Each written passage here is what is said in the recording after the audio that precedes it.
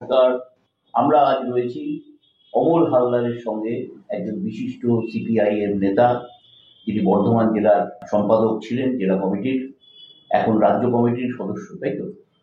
কৃষক সভার রাজ্য কমিটির সম্পাদক তিনি। আমরা আজকে তাকে কিছু প্রশ্ন করব সিপিএম এর গতি প্রকৃতি ইত্যাদি নিয়ে। 11-র পরে এমন কি হলো আপনাদের দল, যারা একদম বিশাল ওপরে ছিল, তারা চির হয়ে গেল? 11-র পর প্রথমত হচ্ছে যে কথাবার্তা তৎকালীন বিরোধী দলের নেত্রী হিসেবে মমতা ব্যানার্জি বলতেন, বদল চাই, বদলা না। 11-র পর থেকে শুরু হলো ব্যাপক সন্ত্রাস গোটা পশ্চিমবঙ্গ জুড়ে। 11 সালের পর থেকে 13 পঞ্চায়েতের নির্বাচন, সেই নির্বাচনে বহু মানুষ নেমেছিল ভোট করার জন্য, কিন্তু সেই সমস্ত মানুষদের উপরে আক্রমণ তীব্র হয়েছে।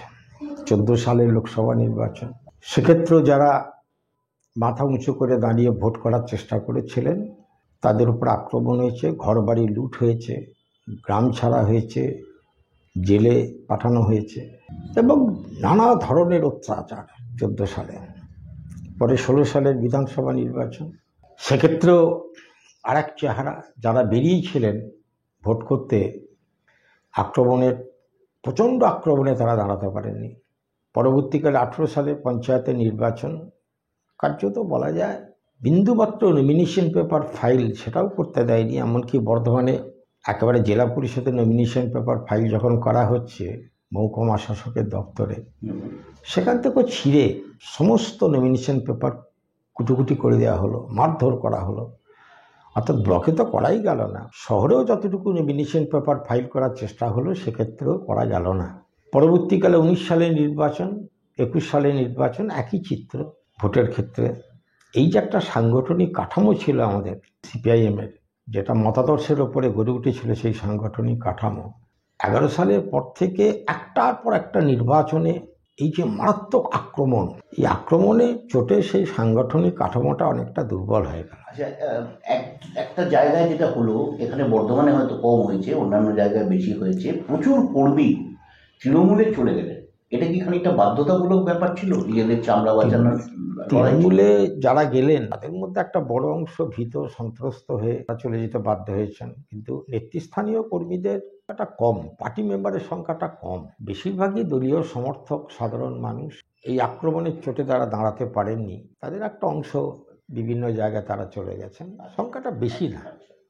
আচ্ছা, এই যে হাল আমলে, এই যে ধরুন লাস্ট লোকসভা নির্বাচন বা তার আগের বিধানসভা নির্বাচন, তার পিছনে এই যে বামেদের শূন্য হয়ে যাওয়ার পিছনে কি একটা কারণ আছে, যে বামেদের ভোট বিজেপিতে চলে গেল, অর্থাৎ বাম ভোট রামে চলে গেল? আসলে মতাদর্শগতভাবে সব থেকে মারাত্মক বিরোধী হচ্ছে বিজেপির ক্ষেত্রেও তারা যেমন আক্রমণ করে বামেদের, বামেরও আক্রমণ করে তীব্রভাবে বিজেপিকে। সাম্প্রতিককালে মোহন ভাগবত, আজকের নয়, কয়েকটা বছর ধরেই বিজয়ের সম্মেলনীতে তার মূল টার্গেট হচ্ছে মার্ক্সবাদ। মার্ক্সবাদকে ধ্বংস করতে না পারলে তাদের দেশীয় সংস্কৃতির কথা যেটা বলে সেটা নাকি ছড়িয়ে পড়া যাবে না, মার্ক্সবাদকে ধ্বংস করতে হবে, মূল আক্রমণ। ভারতবর্ষের বহু নির্বাচনে বিজেপি জিতেছে, কিন্তু ত্রিপুরা নির্বাচনে জেতার পর নরেন্দ্র মোদীর একটাই কথা ছিল যে আমাদের এখানে মতাদর্শের জয় হয়েছে। একথা কোথাও বলেননি, কিন্তু ত্রিপুরাতে কথাটা বললেন।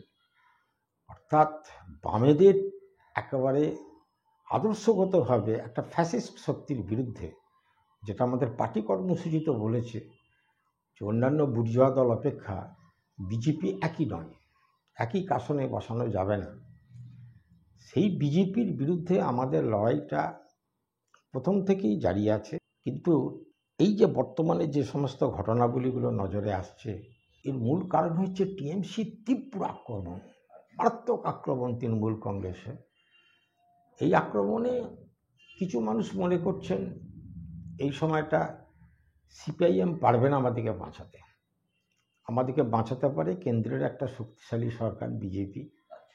সেই কারণে নিচতলার মানুষের মধ্যে বিজেপির প্রতি একটা আগ্রহ তাদের বেড়েছিল, কিন্তু সেটা কমছে। অভিজ্ঞতার মধ্য দিয়ে তারা বুঝেছেন যে বিজেপি পারবে না, কারণ ত্রিপুরার অভিজ্ঞতা তাদেরকে অনেকখানি ভাবাচ্ছে, গ্রামের গরিবদিকেও ভাবাচ্ছে যে সেখানে 90% আসনে পঞ্চায়েত নির্বাচনে ভোট হয় না, গণতন্ত্র বিপর্যস্ত আজকে ত্রিপুরাতে। এসব কথা যত আসছে তত মানুষের মধ্যে কিছু ভাবনা চিন্তা আবার নতুন করে শুরু হয়েছে। 2026-এ তাহলে কি শূন্যস্থান পূরণ হবে? এই যে জিরো অবস্থাটা কি ঠিক হবে? এখন সবটাই নির্ভর করছে নির্বাচন কমিশন। আচ্ছা, যে নির্বাচন কমিশনটা আছে এটাকে কি বলবো আমি বলি না কোন ব্যাখ্যায়, এদের অস্তিত্ব তো টের পাওয়া যায় না।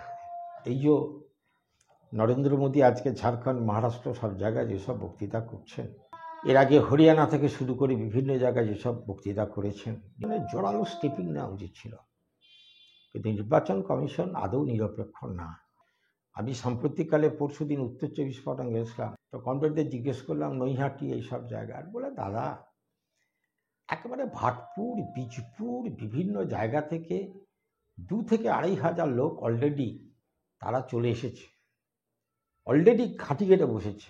ওই ঘাঁটি গেড়ে বসেছে তারা, এবং ভোট হবে না, ভোট করতে দেবে না। 6টা জায়গা থেকেই বিভিন্ন জায়গায় সম্মিলিত মানুষদেরকে জোগাড় করে তৃণমূল কংগ্রেস কার্যত ব্যাপক বুথ দখল করবে। কেন্দ্র বাহিনীর কোনো ভূমিকা থাকবে না। কেন্দ্র বাহিনী সম্পর্কে যদি বলা হয়, পঞ্চায়েত নির্বাচনের আগে আমাদের কর্মীরা বিগত পঞ্চায়েত নির্বাচনে 23 সালে যে ভোটটা তো করব, গণনার দিন কি হবে, আমরা আশ্বাস দিয়েছিলাম গণনার দিন কেন্দ্রীয় বাহিনী থাকবে, আপনাদের কোনো অসুবিধা নেই।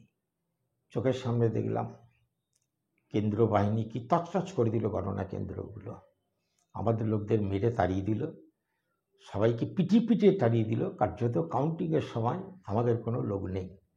একবারে কেন্দ্রীয় বাহিনীর নেতৃত্বে গোটা ঘটনাটা ঘটল, রাজ্য পুলিশ এবং কেন্দ্রীয় বাহিনী। সেই কারণে কেন্দ্রীয় বাহিনী কোনো ভূমিকা নেবে না, নির্বাচন কমিশন কোনো ভূমিকা নেবে না। আর টেলিভিশনে তো অলরেডি বাইনারি পলিটিক্স স্টার্ট হয়ে গেছে এ কটা দিন। স্বাভাবিকভাবে নির্বাচন কমিশন যদি জোরালোভাবে কিছু ব্যবস্থা না নেয়, জনগণকে ভোটাধিকারের যে সুযোগটা সেটা যদি নিতে না দেয়, তাহলে কি হবে নির্বাচনে, কি প্রত্যাশা করতে পারি? আচ্ছা, রাজ্য সম্পাদক মোহাম্মদ সেলিমের ভোটে দাঁড়ানো নিয়ে একটা আপত্তি হয়েছিল এবং আমরা দেখেছি যে আপত্তি হয়েছিল তাকে আপনি সাপোর্ট করেছিলেন। এর পিছনে কারণটা কি? মানে কি মনে হয় যে রাজ্য সম্পাদক ভোটে দাঁড়াতে পারবেন না? আসলে আমার কি বক্তব্য সেটা না বক্তব্য সেই নিয়ে আমি যাচ্ছি না, ওটা আমার বলাটা ঠিক না। আমি তো নির্দিষ্ট ফোরামে ছাড়া বাইরে তো কোনো কথা বলি না, কখনো বলি না। তবে সাধারণভাবে কিছু কিছু মানুষ মনে করেন যে একটা ট্র্যাডিশন, সে শৈলেন দাশগুপ্ত, তারপর অনিল বিশ্বাস, বিমান বসু, এই যে একটা পশ্চিমবাংলার ট্র্যাডিশন দেখতে অভ্যস্ত। কেরালায় এসব আবার নেই, কেরালাতে আবার ভিন্ন। এইসব ট্র্যাডিশন দেখতে অভ্যস্ত বলে কিছু মানুষের প্রতিক্রিয়া আমাদের কানের কাছে এসে হাজির হয়। হ্যাঁ, এটা একটা পশ্চিমবাংলার ট্র্যাডিশন। তো সেটা পার্টি নেতৃত্ব যা করেছেন, সেখানে কি মতামত সেটা তো আলাদা বিষয়, ঠিক আছে। কিন্তু এটা দেখেই বলেন কিছু মানুষ। আচ্ছা, এই যে আরজিকর আন্দোলন, এটা একটা রাজ্যকে কাঁপিয়ে দিল। এই আন্দোলনে অবশ্যই বামেদের যোগাযোগ ছিল এবং আপনারাও সক্রিয়ভাবে তাতে অংশ নিয়েছেন। তো এই ধরনের আন্দোলন, একমাত্র এই ধরনের আন্দোলনই সম্ভব যেটা আমাদের মনে হচ্ছে, যে রাজ্য সরকারকে সরিয়ে দেওয়া বা তাকে বিব্রত করা অবস্থায় ফেলতে, যেটা এতকাল সেইভাবে হয়নি। এটা কি আবার দেখা যাবে নতুন নতুন কোনো ইস্যু নিয়ে নামবে বামেরা রাস্তায়? আরজিকর আন্দোলনে নাগরিকদের রাস্তায় নামা বা মধ্যবিত্ত মানুষের রাস্তায় নামা, আমি আমার জীবনে এই জিনিস দেখিনি।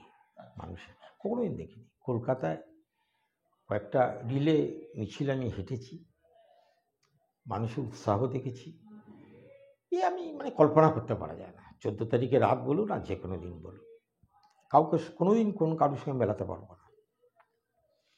এখন এর মধ্য দিয়ে মানুষ একটা নামলো, এবং যে যতই বলুক না কেন, অরাজনৈতিক, অদলীয়, যে যা বলুক না কেন, মূল ঘাটা কিন্তু নবান্ন 14 তলার উপরে পড়েছে।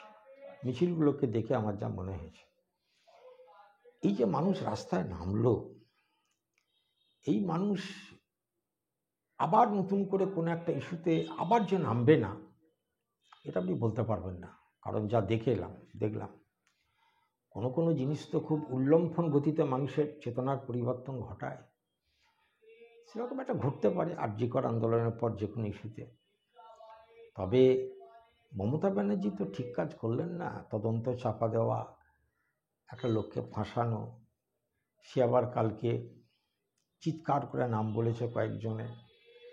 আমি বলছি যে এইসব জিনিসগুলো যত মানুষের মধ্যে যাচ্ছে তত এই সরকার সম্পর্কে সন্দেহটা মানুষের বাড়ছে, এবং মহিলা নির্যাতনটা আজকে আতঙ্কের বিষয় হয়ে গেছে গোটা পশ্চিমবঙ্গে। পশ্চিমবঙ্গটা খুব খারাপ জায়গায় চলে গেল, মেয়েদের কোনো নিরাপত্তা নেই।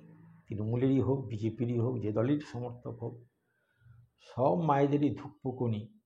যতক্ষণ মেয়ে কলেজ ইউনিভার্সিটি থেকে ঘরেতে না ঢোকে ততক্ষণ সে কিন্তু একবার ঘর, একবার দুয়ার, একবার টেলিফোন, কত দূরে আছিস মা, কোথানে আছিস মা, বাড়িতে মেয়ের হাসি মুখ না দেখলে মায়েরা নিশ্চিন্ত হতে পারে না। এই যে পরিবেশটা তৈরি হয়েছে, এটা সবটাই যাবে মমতা ব্যানার্জির বিরুদ্ধে। আজ না হোক কাল যাবে। ঠিক আছে, নমস্কার। নমস্কার, ঠিক আছে।